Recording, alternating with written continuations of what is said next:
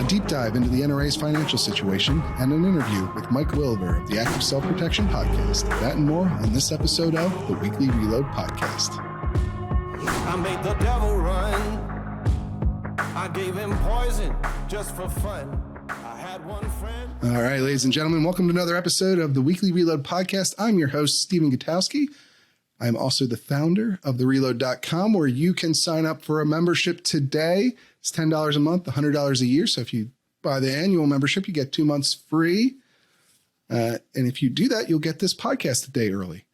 You'll also get access to exclusive posts like the one that my friend Jake Fogelman here, our contributing writer, has written this week about the NRA's finances, about their safety and training program and the cuts that have been made to that. So you know, if you remember, you can read that whole thing. But before we get into that piece, we actually are doing a deep dive on the NRA's finances as a whole this week. I was at the NRA's oversight meetings, the members meeting and the board meeting earlier this month in Charlotte, North Carolina, and obtained their consolidated financial reports, which show the financials for all 7 of the groups that make up the NRA. There's actually 7 individual entities that the NRA has for various reasons. You know, like there's the membership group, which is that's a 501c4. It's when you actually buy a membership. That's what you're joining is the C4. But they also have several 501c3 foundations, charities. So the NRA Foundation, where a lot of people send their money to support the safety and training programs, for instance, right, Jake? And then you also have a number of political organizations. You have ILA, and you have the Political Victory Fund, which is a PAC, and then you have the Victory Fund, which is a super PAC. So all of these things are mashed together in the financial report that they give out to members, or that they give out at the members meeting, or in front of the members meeting, I guess, on a little table they do that. So I have the one from this year and also the one from the 2019 meeting, which covers, so this year's covers 2020 and 2019. And the one from the 2019 meeting covers 2018 and 2017. So we have quite a lot of information on the NRA's finances that go back for several years, and that give us quite a lot of insight into how they're doing financially with everything that's going on, all the internal turmoil, the legal troubles that they're facing, the presidential election that just happened. And so we've done now a series of stories. The first 2 are in front of the paywall, but the third one is a member exclusive that Jake wrote about the safety and training program. Actually, Jake, why don't you give us a little bit of insight into what you saw when you looked at the finances for the safety and training aspect of the NRA? Sure. Yeah. So poured over all the documents and looked at where all the funds were going. We saw that their revenues increased this year, so we wanted to take a look at where that money was being allocated. And when we got to the safety and training portion, we noticed that there were significant cuts in spending to their safety and training programs, like 50% this year from 2019 to 2020. And, you know, some of that can be explained by the COVID-19 pandemic, right. obviously. And the NRA, the NRA people can't gather in person. Effectively say that most of their revenue downfalls, they've increased revenue a bit in 2020 over 2019, but it's down when you look back to 2018 or 2016, some of these previous election years. And so are their dues. Their dues are down. Their contributions are down. Everything is really down, has been cut significantly over the last, 4 years here. And they did say that COVID was a big part of that. And I think that's probably a legitimate point. They weren't able to do their annual meeting the last 2 years, which is a big fundraising event for them. They haven't been able to do a lot of their Friends of the NRA dinners, which are other, big fundraising events for them. But obviously there's other factors going on as well, including the internal turmoil, the accusations of corruption against executives like Wayne LaPierre, who's accused of basically funneling NRA money towards his own personal expenses to the tune of, millions of dollars. And so there's probably a lot of factors as to why their spending is down. But I mean, certainly cutting one of the biggest areas of what the NRA is known for, the safety and training program where they certify trainers, that's a pretty big deal. Absolutely. They were founded as a marksmanship organization. They got their start training people how to shoot, bringing the shooting sports to America's youth. They introduced college shooting teams, for example. They taught Boy Scouts how to shoot. So it is just interesting to see a marked decline in spending on that kind of stuff, the last few years. And that's, to your point, that there's other factors going on. We see this cut in spending dating back to 2017, the last report we have our hands on. From 2017 to 2018, they cut spending something like $10 million for safety and training. And that's obviously way before the COVID-19 pandemic. So there's a lot more going on here than just pandemic disruptions. And they've continued to cut ever since then. It's really kind of a shadow of what it was 4 years ago.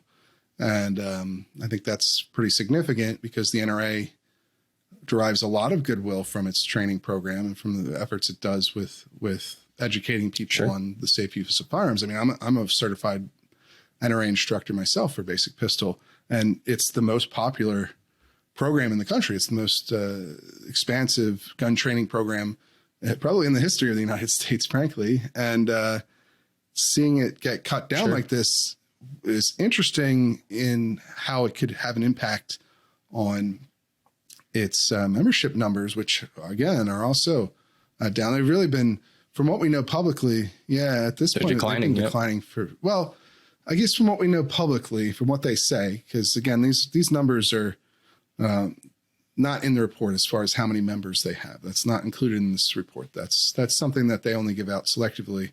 And there hasn't really been a way of verifying it through public records to this point. But they started saying they had 5 million members back in 2013 for the first time. And ever since then, they've kind of continued to say 5 million members. Occasionally they'll say 5.5. When Wayne LaPierre testified in court during the bankruptcy trial, which is another thing that obviously may have depressed membership dues, they filed for bankruptcy, even though, as this 2020 report indicates, they actually are in really good financial shape compared to what they were in 2016 as far as like their balance sheet goes. They had a $54 million surplus in 2020 compared to like a $50 million negative balance at the end of 2016 So, it's just never a good PR for prospective members. And so they obviously weren't financially insolvent in 2020 by any means. But they did declare bankruptcy, and that probably had a big effect on people's, interest in joining the organization potentially. And so, you saw that as one factor. I would say as well that they should have more members now. That would be logical just by population growth. But when Wayne testified in the bankruptcy trial, which failed, by the way, that they tried to file bankruptcy, they were not allowed to file bankruptcy. It was basically more of a legal strategy to try and avoid the New York corruption case, or try to get themselves on more favorable ground in that case. It didn't work. But in the testimony for that case, LaPierre himself said that they're closer to 4.9 million today, or at least when he testified earlier in this year. It was maybe late last year, but either way, like as you could see, 5 million starting in 2013, about 5 million still today. That's not a good trajectory. That's just flat. Right. And so it's concerning to the long-term health of the organization to not see it grow, at least even at just the rate that the population has grown. And especially in light of, all the new people that are purchasing guns and the way that guns have been so political in the last few years. Obviously, they're always political, but they've really been ramped up in terms of being front and center. To see stagnation in membership growth, where you would expect, all these people are buying guns, especially new gun owners. New gun owners need to get training. Who provides training? People like the NRA. you would expect to see an increase in membership, but I think it is very telling that it's stagnant over, and you see this last in the 7 or 8 membership years. dues as well, because they're down significantly from what they were the last presidential cycle or the last election cycle in 2018. So because we don't have access to the consolidated reports for 2016, but we do have just the 501c3, just the membership organization files public tax records every year, and they do have some of the same numbers, but just for that one organization. So actually, when you compare like 2020's consolidated report to 2016's report for just the membership organization, you would think that that 2016 report would tend to sell how much resources and spending the NRA as an entire organization is doing, but you still see a massive drop off. There was something like it was 40% less spent on political expenses in 2020 than in 2016 when you compare those two reports, even with that limitation. So they're spending their dues, their overall spending from 2016 to 2020 fell like $100 million. Just from from going from that 2016 membership organization report to the consolidated report, so the presumably if that 2016 report, if we had access to the one that included the other entities that are in the 2020 report, it would be an even bigger drop off, would be my guess. We don't know for sure. Right. But so it's not good. It's not, they're not good signs. And, speaking of that bankruptcy too, one place where they have not cut spending it is in their legal fees. Now they only break this down to legal, audit, and tax expenses as a category. But it seems pretty clear that most of the spending, I think it's fair to assume, that has, risen dramatically in that category is due to the legal fees that they're paying for the failed bankruptcy, for the New York lawsuit. Now, obviously, some of this money is also being paid towards their legal activism. So, things like the Supreme Court case that's currently being heard was brought by their New York affiliate, the New York Rifle and Pistol Association, and whose president is on the board of the NRA. But so some of that money does go towards activism in the legal space, but the vast majority of it, and they spent $46 million in 2020 on that category, that legal costs category. And 42 million of that went towards administrative legal costs, which are presumably the costs for defending themselves in New York, filing the bankruptcy. They're also suing Ackerman McQueen, so that's another legal battle that they're going to be involved in. Probably a lot of costs are coming from, and then about the 4 million that's left, most of that went towards legislative legal costs, so the more activist side of things, like the Supreme Court case. And so, it's pretty remarkable that they managed to stay in the black in 2020, honestly. But it came at the cost of all of these other programs. Political spending was way down. The safety and training programs were way down. And the member services was way down. It's just across the board if you look through the report. And the report's published on the reload, so you can go look at all these various reports yourself if you want to, because really there's a lot in there. I mean, the NRA is a big organization, which I think is another point. Like, they're still, even with all this, they're still the biggest organization out there in guns on either side of the debate, and really they're still much larger than a number of their well-known competitors in the gun rights, or I don't know if competitors is the right word, but like compatriots in the gun rights space, FPC or GOA or SAF. They're bigger than all of them, probably all of them combined, honestly. So you still have this hulking organization. It's just that it's shrinking at the same time, which is frankly a big problem if you're a gun rights supporter, because Yeah. Yeah. I was going to say, especially you pointed out the other groups. The NRA is known for not just being the biggest federal organization, but all of their state affiliates.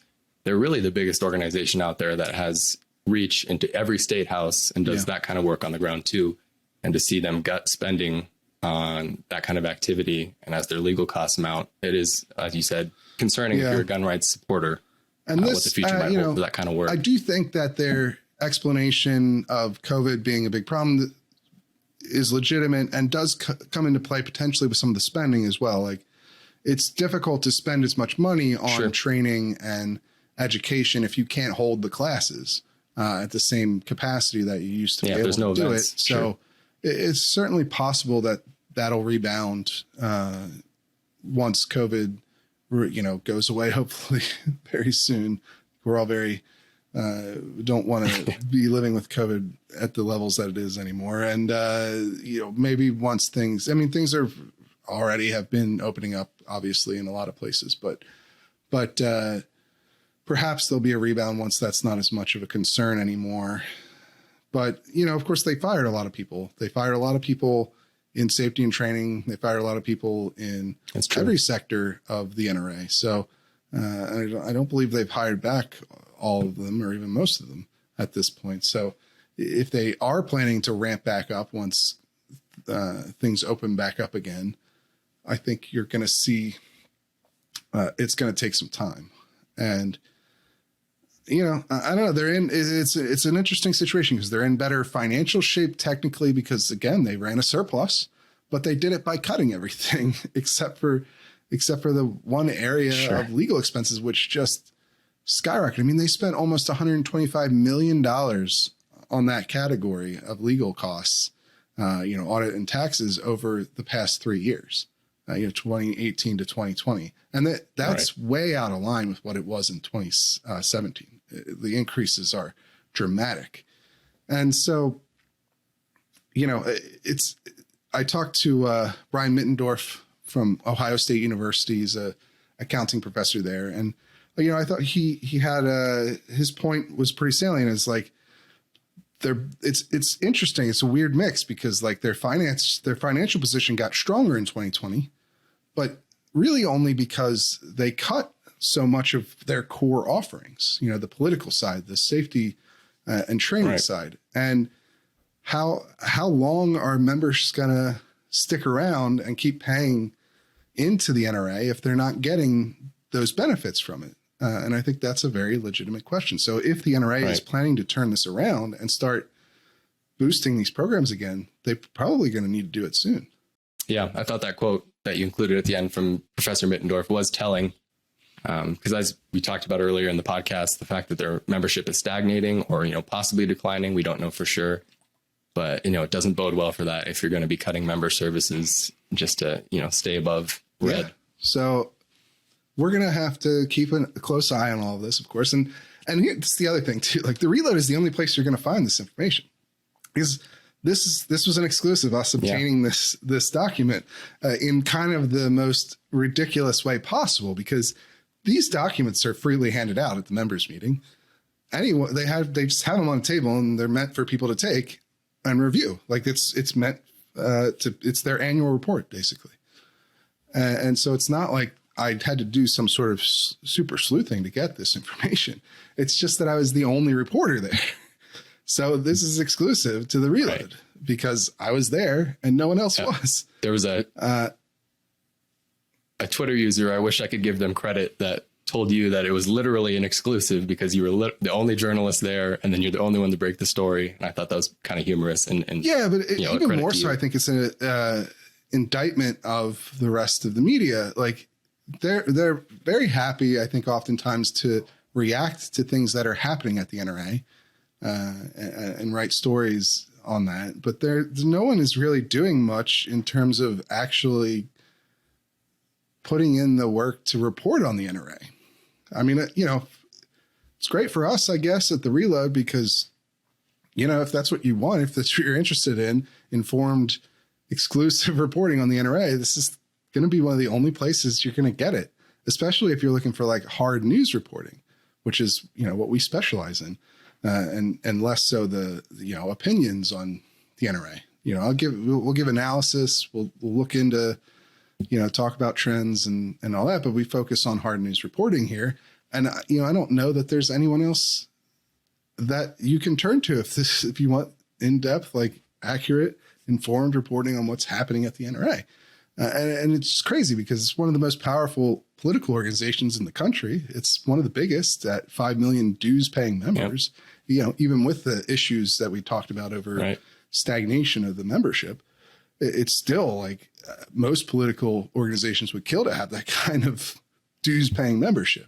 This is again, like, absolutely, that's what really sets the NRA apart a lot. I talked about this a bit when I wrote that piece for the Atlantic recently, but the dues paying part of dues paying members is extremely important. It's very, you can go out and buy a list of 10 million people that you could put on your newsletter list for, and say that they're, you'll often hear like every town talk about how they have 5 million members or whatever. But they don't really. They have like 5 million people who signed up for a newsletter or signed up to like them on Facebook or something that costs nothing. And it doesn't indicate much of anything in terms of, how active they're going to be. The NRA has 5 million people who at least at some point paid them money to be a part of the organization. Now, whether those people are still giving them money today is a very different question, because a lot of them are lifetime members, right? And they pay once and they don't have to pay again. And there's plenty of negative points to make about the numbers that the NRA is doing right now. But again, at some point, all 5 million of those people paid to be a member of the NRA. And so that's a big deal when it comes to politics, when it comes to signaling your actual passion or intent, much more so than signing up for a newsletter.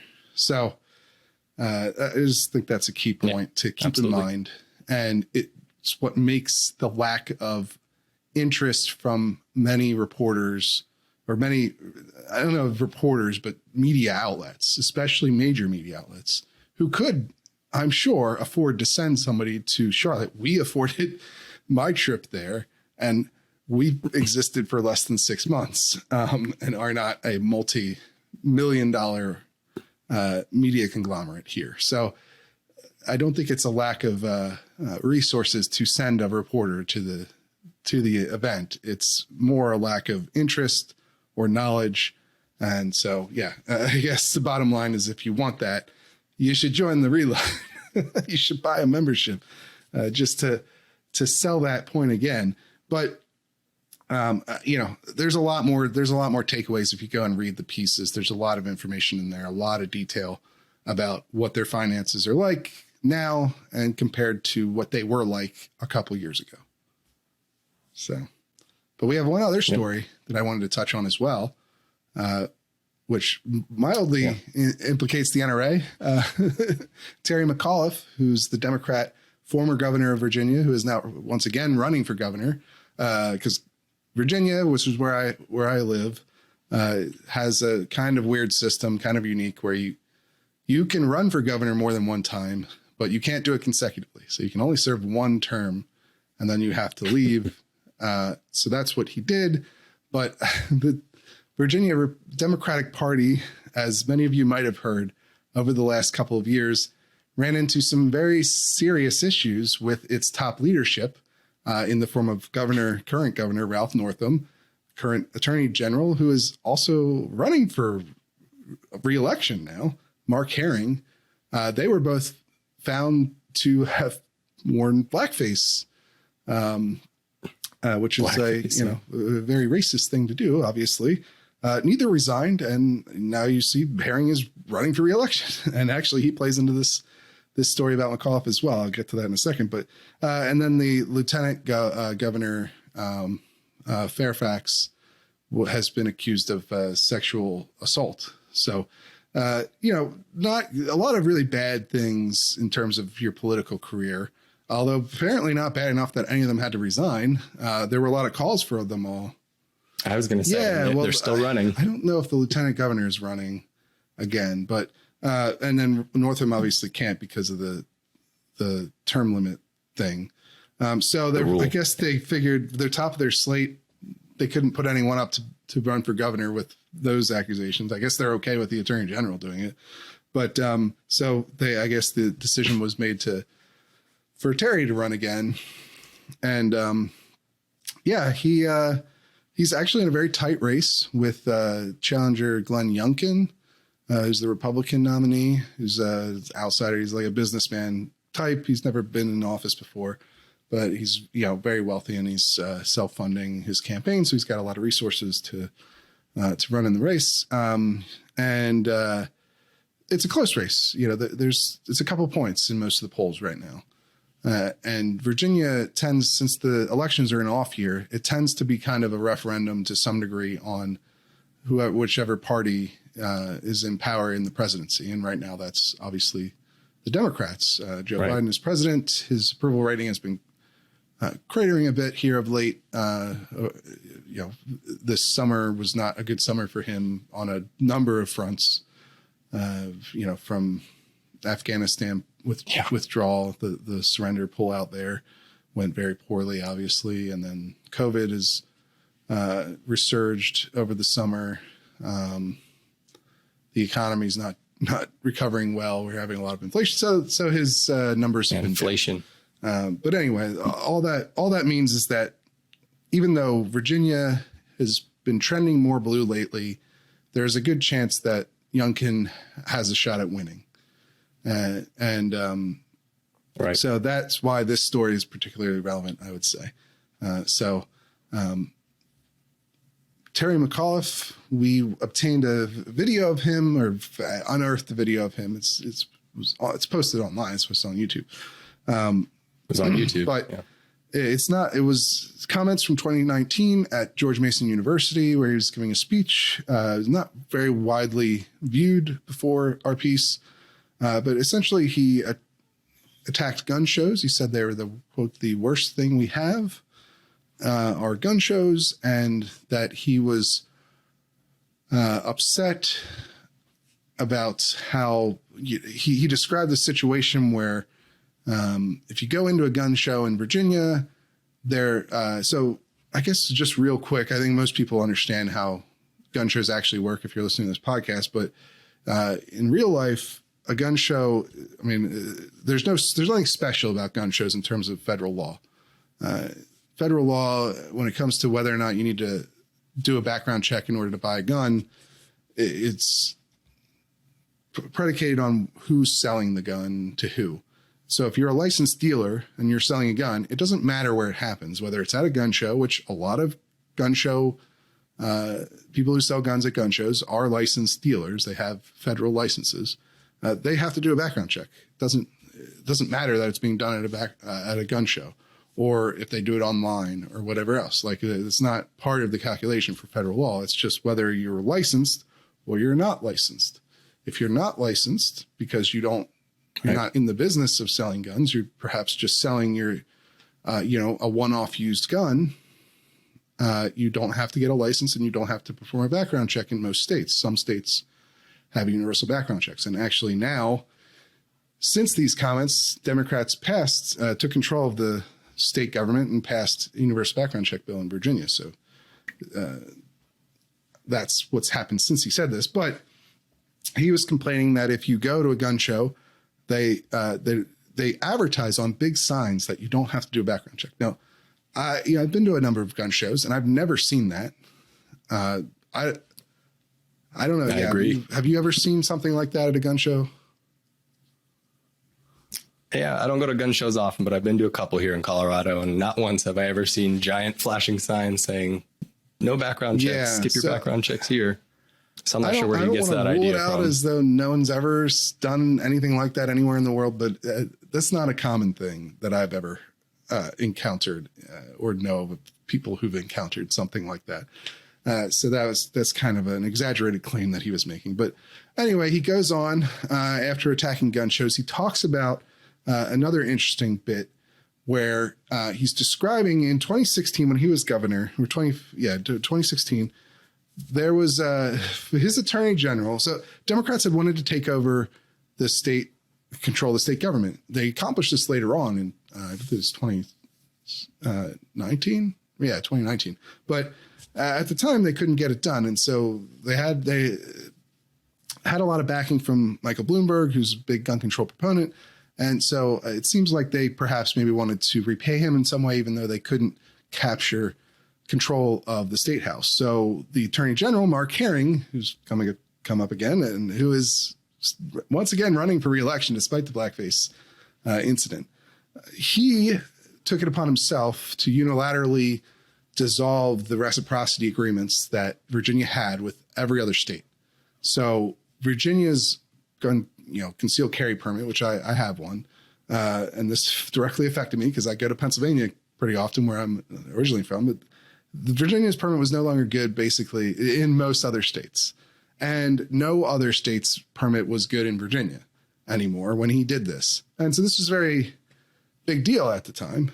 Caused a lot of outrage. It created a huge political backlash, and so the Republicans who controlled the legislature then were putting up a bill to basically completely undo this and take away the attorney general's discretion from reciprocity agreements altogether. And it looked like that was going to pass with enough support to override a veto from McAuliffe. So instead, he struck a deal with Republicans where they got our current law, which is that Virginia recognizes all other states' permits by law now. And then there was also a domestic violence component where if you are under a protective order for domestic violence incident, you have to surrender your guns, which was not a controversial thing. But anyway, in these comments that we found from McAuliffe, he makes two interesting claims here. One is that Herring, he says outright that no one has ever come from any other state who is permitted to carry a firearm, a concealed firearm, and hurt anyone in Virginia. He says this directly in his comments, which basically completely undermines what Herring had done back in 2016. And again, Herring is running for re-election right now with McAuliffe. So these comments don't reflect well on him. And he said that doing that gave him leverage to pass this bill, which he described as a big compromise and a big win for him and gun control proponents. Although if you read comments from the gun control proponents at the time, they did not feel that way at all. And they claim that McAuliffe was making a backroom deal with the NRA, which is how this connects back to the NRA. Right. And then McAuliffe himself went on a bit of a rant about how the NRA has too much power, and that he's proud to have an F rating and wishes he could have a rating lower than F in those comments as well. And then he also makes a weird claim about bump stocks. He claimed that this was 2019, like March 2019, and he claimed that nothing had been done on bump stocks after the Las Vegas mass shooting, which is very weird because it just kind of implies that he doesn't know what's going on with gun laws in the country. Because what do you recall what happened to bump stocks? 2018, the Trump administration regulated them. So a whole year later, he's talking about nothing. The Trump administration unilaterally banned the possession of bump stocks. You could not even have bump stocks anymore. It was confiscation. Right. They weren't even grandfathered. Yeah. So they announced that in December 2018. McAuliffe makes these comments in mid-March of 2019. And a few days later, about a week later, is when the rule to banning their possession went into effect. So right as he's saying this is when they're being banned. So McAuliffe is apparently not very up to date on gun regulations in the United States either. So those were the interesting things that came out of that video, but people can go watch it for themselves over on thereload.com. We actually have, read the piece and read the piece. You'll get a lot of further insight into that whole situation. But we have an interview with Active Self Protection's Mike Willever, who's hosting their new podcast. Talk to him a bit about what they have on that podcast. It's actually really fascinating. Now, I'm a frequent guest on there giving news updates, but I think the core of that podcast is really fascinating. You've actually listened to it too, haven't you? I have, yeah. I think it's for anyone that's interested in the active self-protection channel, I think it's fascinating. They bring on guests that were subjects of these videos, people that actually survived self-defense encounters to recount their experience. And I think it's just fascinating and it's valuable information. Yeah. So we're going to head over to Mike now and hear what he has to say about it. All right. I'm here with Mike Willever of the Active Self-Protection Podcast.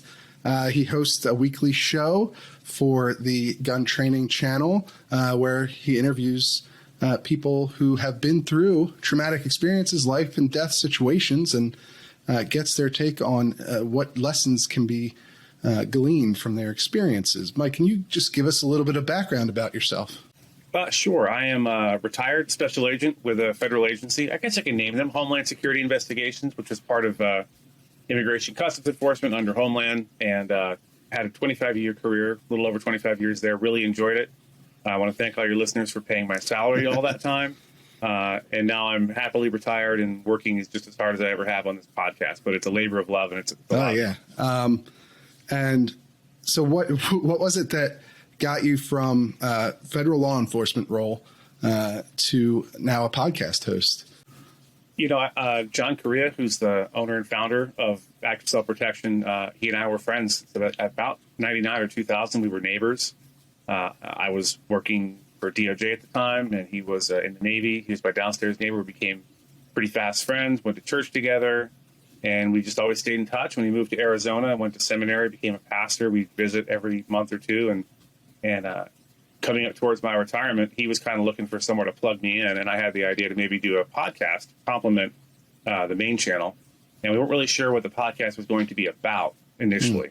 And it just made sense to try to find people that have been in these sort of self-defense encounters that we feature and highlight and break down on the main channel and talk about their experience. And we decided early on that it was going to be about those people and about their story, but primarily not so much about the incident itself, because that could be talked about in 5 minutes, but about all the time before and after the incident. So all the prep, training, if there was any, childhood issues, whatever might have gone into making that person who they were when that encounter began, and then discuss the encounter as much as we need to, and then move on to after the encounter. Frequently, we're talking to people that have been defensive encounters involving a firearm. They use a firearm to defend themselves, whether or not they necessarily pulled the trigger. So that I think what people want to know is, okay, so what happens after the dust settles?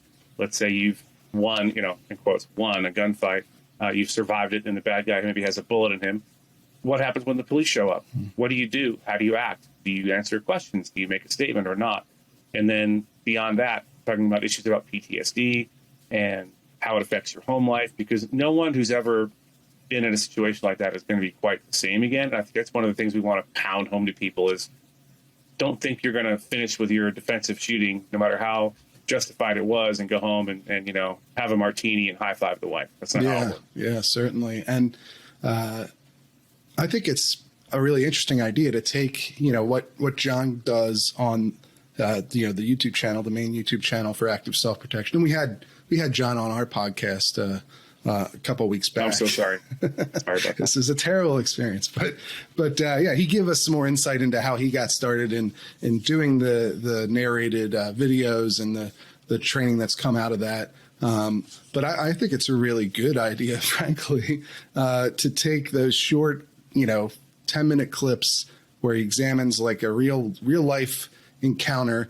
and then expand on that in a whole podcast episode, right? Where you can get more in depth into what really happened and the aftermath of it, the consequences, and how all of that really works when you're talking about a self-defense shooting, because there's plenty of training that comes in the basic concept of how to handle a firearm. I'm a certified firearms instructor for basic pistol, right?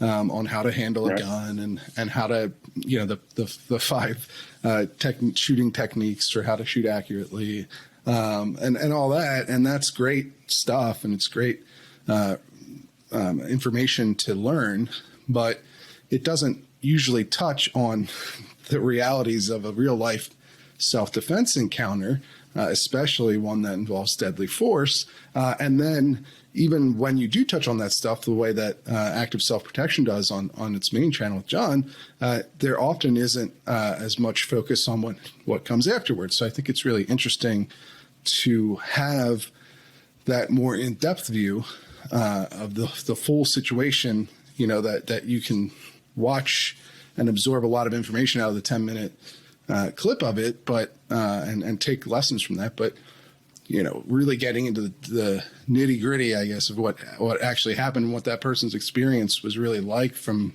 their own words is actually very captivating. Right. I've listened to the podcast, a number of times and just find it hard to turn off, frankly. Yeah, we try to keep the content compelling. We don't want it to be a college lecture on physics to put people to sleep. But we don't want to sensationalize it either, if that makes any sense. I want to make sure that people who are in these encounters, their stories are told respectfully and thoroughly. And I think part of the reason it works with me as the host is that I spent like 30 years plus or minus in law enforcement, interviewing a lot of people who've just been in a pretty serious run-in with someone, maybe with a bad guy, or interviewing bad guys who were just in an interviewing bad guys who've been in a run-in with maybe a good person who's defended themselves successfully. And so I have a little bit of insight on the goings on. I already know, for the most part, assuming the police are doing their job correctly, what's going to happen when they show up, plus or minus, depending on where you are. I talked to a guy named Marty the other day. He's our most recent podcast. Absolutely fascinating stuff. He was in North Georgia in a small town and had to defend himself with a firearm against a guy who just run over his girlfriend and was then trying to hit him. Yeah. And, we touched on one thing I thought was really important. I think a lot of folks don't think about. I think you think if I'm in Georgia, if I'm in South Carolina, Arizona, Texas, and I have to use a firearm to defend myself, well, I'm in friendly territory. You know what I mean? I'm in a blue state or whatever, or a pro-gun, pro-Second Amendment state, so I should be okay. Maybe, maybe not. Depends on the prosecutor, depends on the investigator and their view on the Second Amendment and whether or not they like or dislike the idea of private citizens having guns. Not all cops and prosecutors are friendly to the Second Amendment, unfortunately. So, yeah, that was just one of the many, many stories we've had so far that was interesting. And then I think the nuance is really what catches my attention. Things like different states, potentially different laws, different outcomes. And to hear this guy, Marty, tell his story is absolutely harrowing. But he made it out, shot the guy, threw a windshield in the neck, and of course the guy lived because, of course. Right. Before we get into more stories, because I do want to hear some more examples of the kind of stories that you've told on the podcast thus far. But what do you take away from your time as an investigator, as law enforcement, when it comes to making that transition to being a podcast host, to interviewing people in that context? What are some of the things you've seen as like similarities? What are some differences? How has your experience in law enforcement really informed this new career that you're now going down in media? Well, I think one of the things that surprises some people is I'm not blanket across the board pro-LE. I'm pro-LE when they do their jobs correctly. I'm pro-LE when they do what they're supposed to do and they follow the rules and they follow the Fourth Amendment, Fifth Amendment. For me, I think coming out of doing a lot of interviews, one of my assignments was along the border, going down and cleaning up cases where they found somebody with a ton of dope, not a ton necessarily, although we've had a ton, a whole bunch of cocaine or meth or whatever in their vehicle. And now I have to go in there, sit down with somebody who knows that talking to me is probably a terrible idea and convince them that talking to me is the right move and elicit information from them they don't want to give me. That's a very different kind of interview than what I'm doing on the podcast, obviously. The podcast, I'm trying to elicit the story from someone, but in a friendly environment where they know I'm not going to ask a gotcha question. I'm not an investigative journalist. I'm a podcast host. So I want them to feel comfortable telling me and therefore our audience what happened and exactly how it went for them. So I think in a way, the interviewing part of it for me helped with my now podcast host career. I think seeing sort of every layer of society, because with our work, we dealt with CEOs all the way down to street level drug dealers. So I saw a broad cross section of society. So I think I can relate to pretty much anyone on any level and find and build a rapport. Rapport building, again, being a huge part of successfully interviewing anyone in law enforcement. They don't connect with you if they don't identify with you in some kind of way, the odds of them feeling comfortable talking to you and letting you in on whatever their inner monologue is pretty slim. So yeah, rapport building and just understanding, having a sort of emotional intelligence, I think, that I possess that is helpful. And I'm sure that was also informed by my career in law enforcement. But for me, not having an office to go to, you're in the palatial Active Self-Protection podcast studio, and it's deep within my wife's walk-in closet. And so I don't have a boss per se. John's my best friend. I certainly respect him as owner of the company, but we don't sort of have a boss-employee relationship. Not having an office to go to every day, not having core hours, not having a certain uniform to wear is very strange, and I'm still getting used to it. I just retired at the end of June. But the transition's gone pretty well, and I've traveled a lot in the last 3 months, both for vacation and for active self-protection. Been to Kansas, been to South Dakota. And it's been a bit of a whirlwind, but everything's going really well. And I think the podcast is going in the right direction. Yeah, no, it's interesting to see how those skills from interviewing and law enforcement translate, over, and really sound a lot like the kind of skills you need to be, a journalist in my experience. You got to be able to get somebody to trust you in order for them to tell you the information that's important or that matters. That you need to know, or that you think people ought to know. And right. So that's fascinating. Now, can you give us a little more insight into some of these stories that you've already heard that people can go and listen to right now, I guess, on the show? What are some of the most interesting encounters that you've done an episode on, that you've done a deep dive on? So far, I'm spoiled for choice as far as what's the most interesting, because I think they're all fascinating. I think probably the most compelling one for some people from the law enforcement side would be, I talked to Craig Johnson, who's a retired sergeant out of San Diego, California. He and I worked together on some task forces out there. He was involved in a investigation to a child molester in Lakeside, California. Child molester had evidently spilt the beans to his girlfriend that he was doing what he was doing. His excuse for that was that he was going to sell these images of her children being molested on the internet for rent money. And that just gives you a little insight into the mind of someone like that. He thought that would be, so it's okay. Yeah. So Craig and his partner, Ali Perez, who was a detective, go to the door of this guy's apartment to confront him about this. He's doing knock and talk. They've done all the requisite checks beforehand to make sure, it was as safe as it could possibly be. They knock on the door. They say sheriff's department, and they're met with 308 rounds through the door. The detective took 2 rounds, was bleeding pretty badly. My buddy Craig, who was a sergeant on the scene, took a round of 308 through the door frame. It entered his vest on the left side, exited the right side, and unfortunately, and I won't say too much more about it because you want you to watch the show or listen to the show, obviously, but he went to call for help and say, deputy down, shots fired. And what he didn't know at the time was the lapel mic up on his lapel or in front of him, the little cord that attaches to his radio had been severed by that round. And so he was calling out for help to absolutely no one. No one could hear him.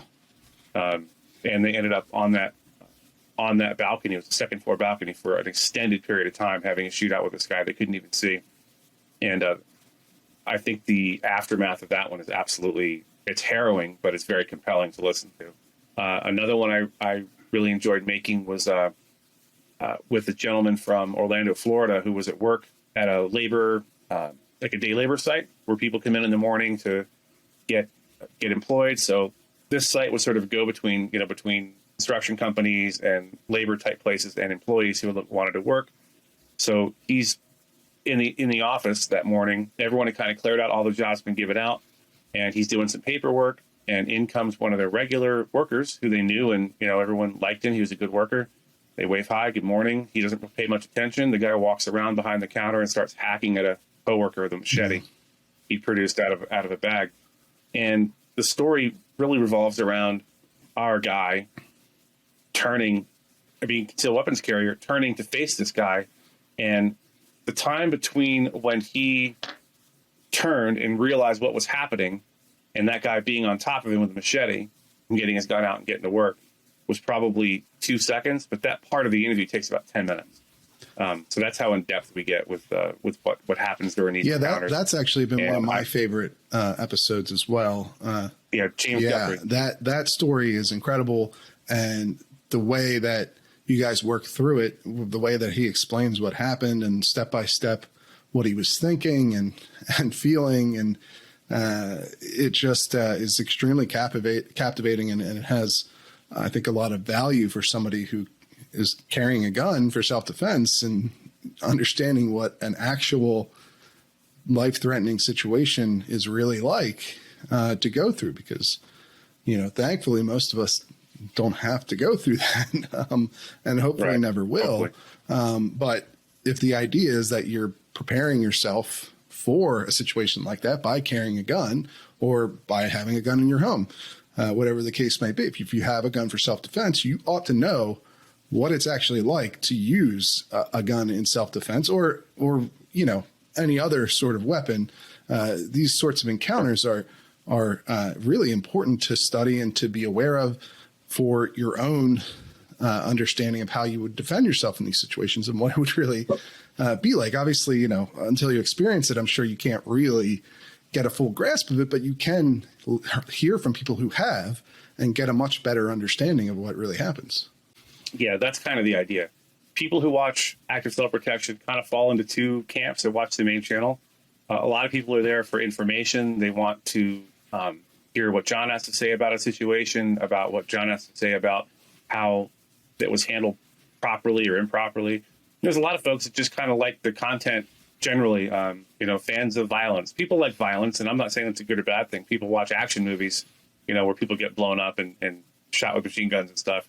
I think that the part of the audience, a sizable part of the audience that is there to get better or to seek some training, who maybe live somewhere where there's not a lot of training potential, a lot of training opportunities, a smaller town, what have you.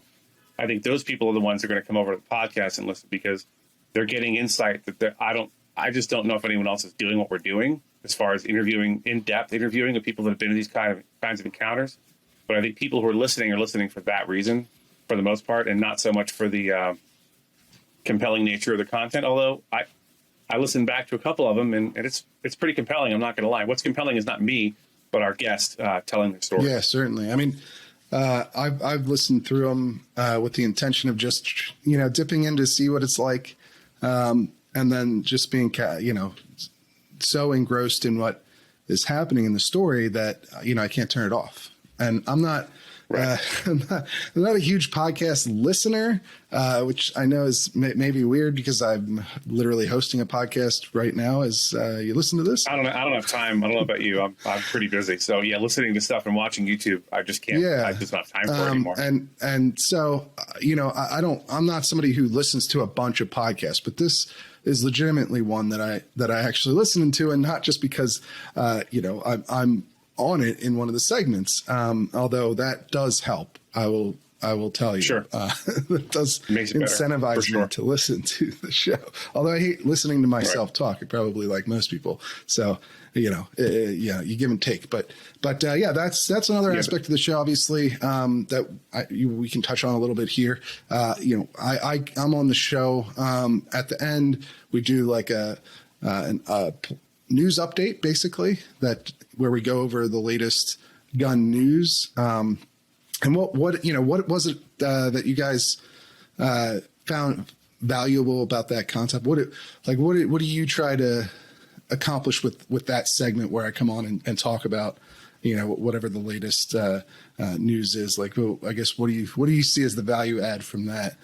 Oh, I'll tell you, that's easy. When Neil Widener, our chief marketing officer, who you knew, got a hold of me and said, "Hey, talk to this Katowski guy," and I'm like, I guess I didn't really kind of understand how that was going to work, or was anybody going to stick around and listen to that? It's kind of a little dry content.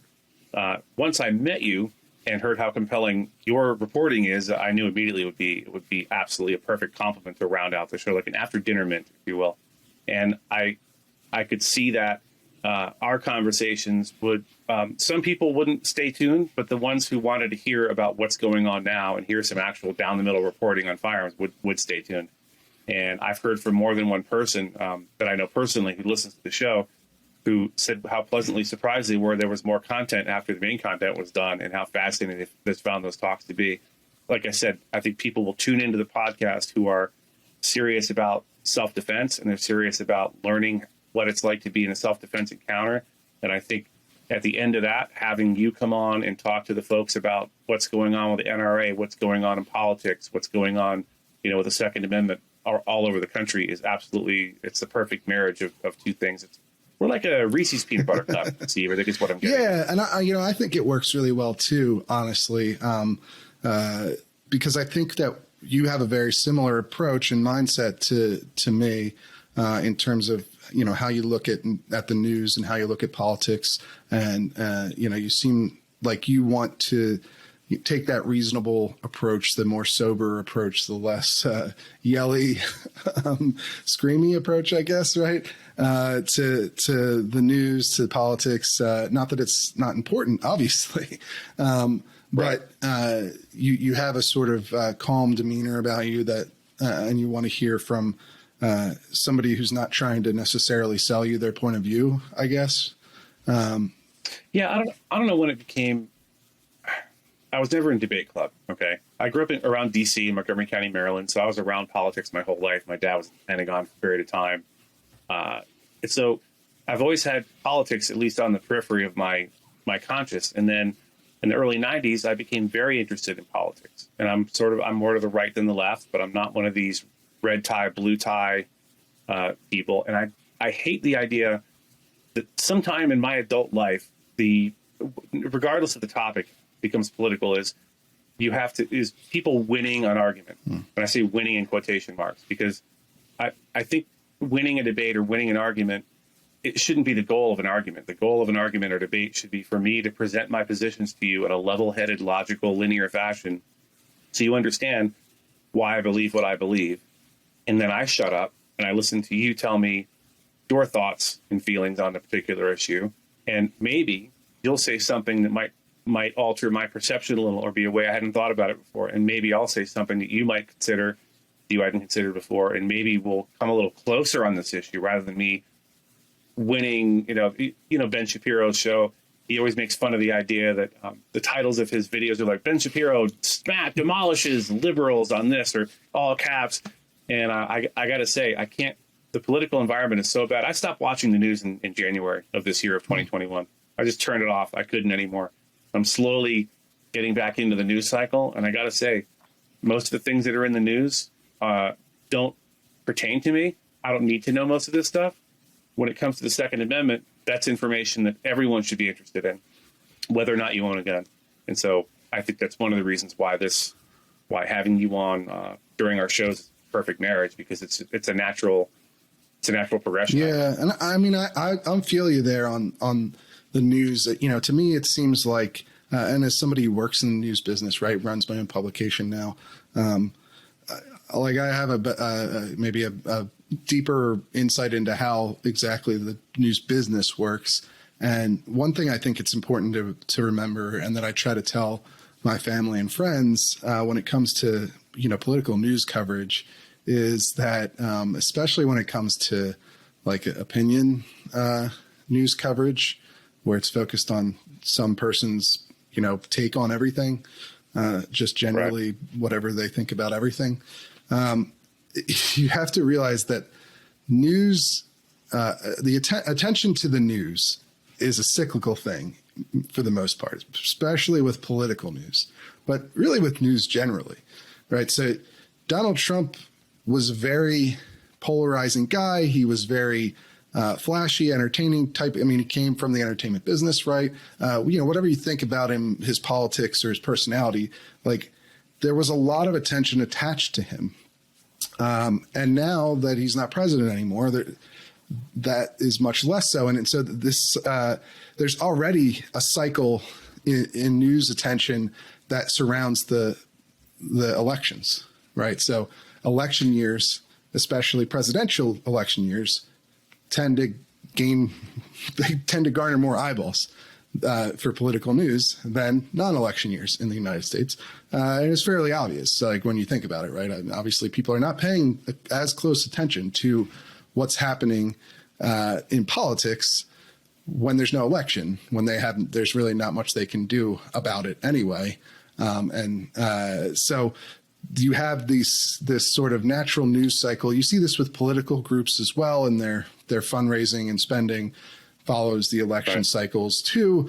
But so with news, the way you make money, most of these places make money. The Reload, right, makes money from people who subscribe to it. It's not necessarily driven by direct, the number of clicks that we get. And I think that is an advantage for us because we don't have to rely so much on chasing eyeballs all the time, which is how you get a lot of websites that have, really trashy content that's not very good, that gets churned out. They have to publish 100 stories a day to get the traffic levels they need to get the advertising revenue that they need to survive. And so that leads to lower standards in a lot of cases, and worse journalism. The same is true when it comes to, cable news. How they want as many people to watch as possible. That's the business model. It's not necessarily some conspiracy or cabal that controls any of this. It's just the nature of business. Think about how a cable news company makes its money. It's from people watching it so that they can advertise to you. It's this really the very similar model to online news or traditional newspapers. Now the subscription model is not a new thing, obviously, in business, in news, but the popular model since the internet came along has been, almost entirely advertising based and based on getting clicks, getting attention. So what happens when there's not as much actual newsworthy stuff going on, right? They have to pretend like anything that's happening is very newsworthy. And so a lot of the easy shorthanded way of doing that is to try and make everything extremely outrageous all the time. So everything that happens is the latest outrage of the day because, that'll get people to pay attention in theory. And you want people to pay attention to you so you can show them advertising so you can make money. And so that's why you tend to have news cycles in election years that focus on that try to make a big deal out of things that really no one's going to remember 5 days from now. I don't know if you remember, like when there was a Fox News alert or a CBS special report, it used to mean something really important, like the president got shot or there was a plane crash or something crazy. And now it's like, dung, dung, it's 78 degrees out. Back to our regular schedule. It's nothing. It's absolutely nothing. Well, now important. It's like I think another it's 78 degrees out, and it's the Democrats' fault for that. Or whatever, or the Republicans' fault. There was a running joke. There was a running joke for me and one of my partners back in San Diego when George W. Bush was president. It was like, my coffee maker didn't start this morning automatically. Thanks a lot, George W. Bush. And it was the same with Obama. It was kind of a running joke. Like, not everything comes down to who the president is. I mean, in fact, we go off on a whole civics lesson here, but who the president is shouldn't matter nearly as much as it does, or as people perceive it to be. But unfortunately, we're in that position. The president should be. That's true when it comes to guns too. Honestly, you look at, you see this in gun coverage a lot too. Frankly, because you will get a lot of coverage of bills that get introduced by backbench members of Congress that either are radically anti-gun or are super pro-gun, but also have literally no chance of ever getting passed.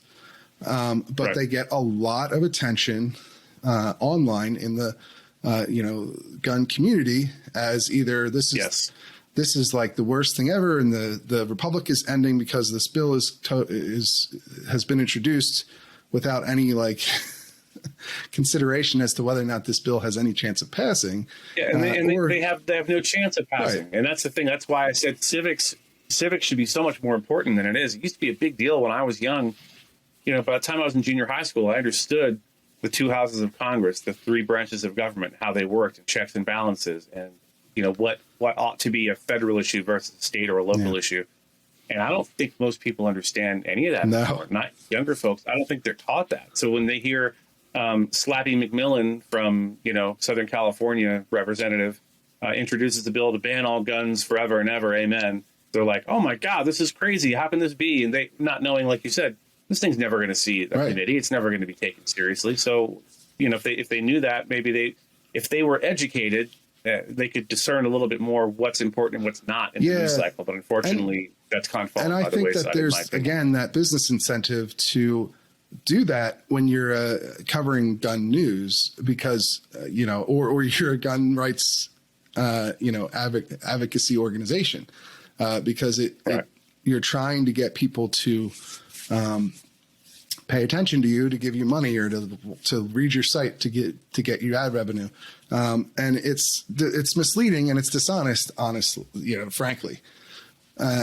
So that's why I try to operate the Reload, in a different way by not covering these. Right. What the latest whatever outrage du jour over some backbench Democrats bill about banning all semi-automatic guns or something. It's like. You got it. And it's not to say that you never talk about those bills or that it's completely illegitimate to ever discuss them or be concerned about what the implications of them are, especially if it's something where like, oh, this represents like maybe the party's moving in a certain direction. Even though this bill's not going to pass, it still matters. Like, the background check bills. That's a reach. Sure. But the background check bills passed the House earlier this year, and they're not going to pass the Senate, but it's not illegitimate to they're at least more likely to become law. And even the crazy proposals, it's not wrong to discuss them or to talk about them or to talk about the desires of their backers, but to pretend that they're going to become law, this Congress, that's where, I think things start to get out of whack and start to become misleading. Like if you're trying to freak people out and make them concerned that, the government's about to kick down their door and take their guns because this random bill got introduced somewhere that has no chance of passing, that's where you're doing a disservice to your audience, to your donors, to whoever. And, that's where I try to provide a bit more context to what's happening or a bit more nuance to the reality of the situations. And I think that's important to have someone that you can trust. Because think of all the times, really popular pro-gun people out there have told you that, there's about to be mass gun confiscation tomorrow, and it hasn't come true. Or this crazy bill is going to pass. It's like, oh, then they'll just say, well, it's because you paid attention or you gave money to whatever group. That's why. And it's like, no, that's not why. You were just misleading people the whole time. But to your earlier point, I mean, you were saying, oh, well, this doesn't mean this is going to happen this year, but the fact that this party or that party is moving in a direction or sees moving in a direction. Because, if you'd asked somebody 15 years ago if there'd be avowed socialists, numerous avowed socialists in the United States Congress, they would have laughed you out of the room. But that sort of thing comes on slowly but surely. Not that they don't have a right to be Congress people. Knock yourself out. It's not socialism, not for me. But I think these things do happen. You might say they happen progressively. There you go. That is good.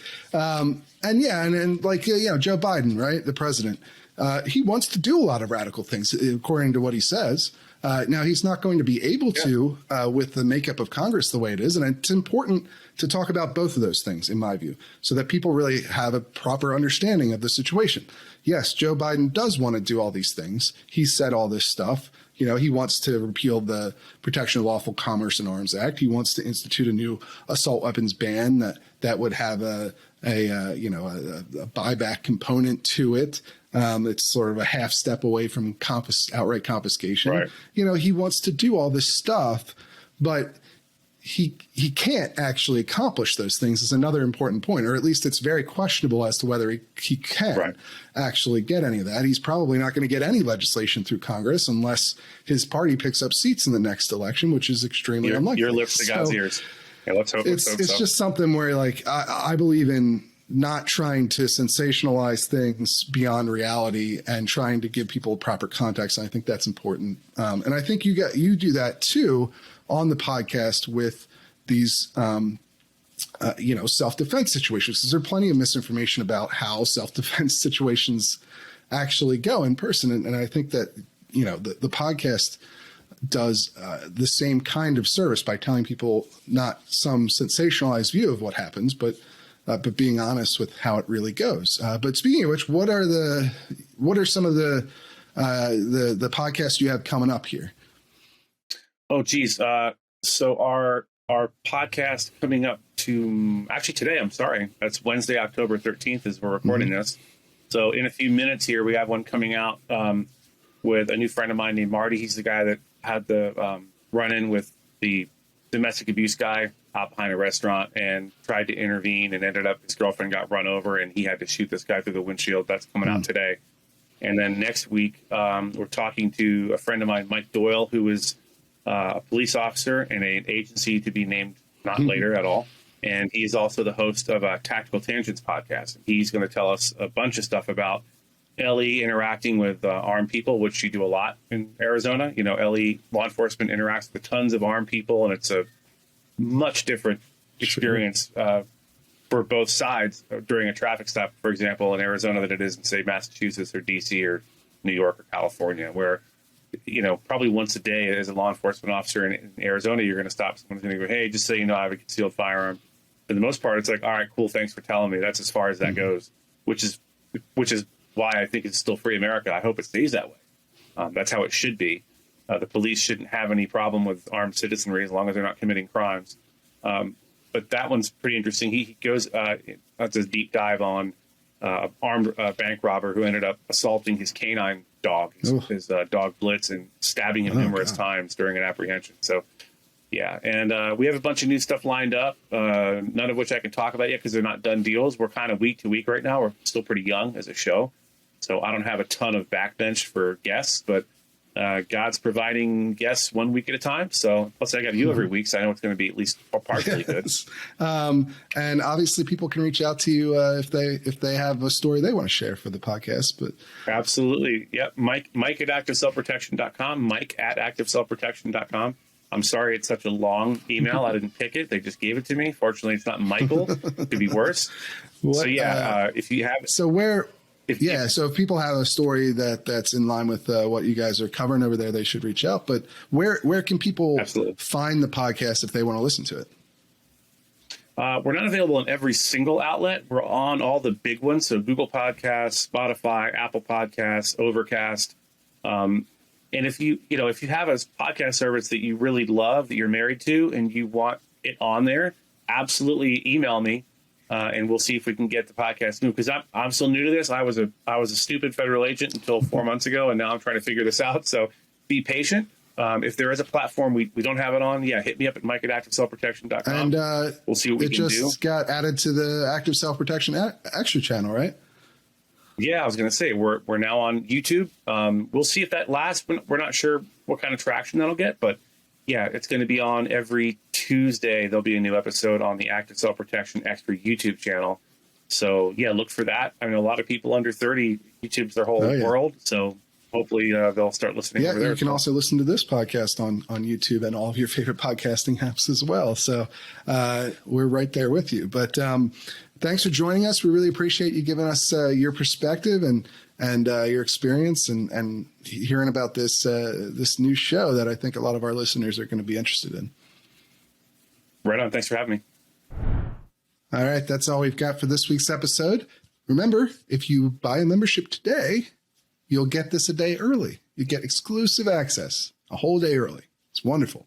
Plus, you'll get access to all the exclusive posts that we have, including Jake's brilliant breakdown of what's going on with the NRA's safety and training program, what the spending looks like, and what that could mean going forward.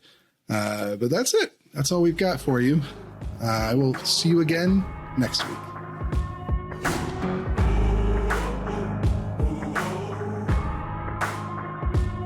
I made the devil run.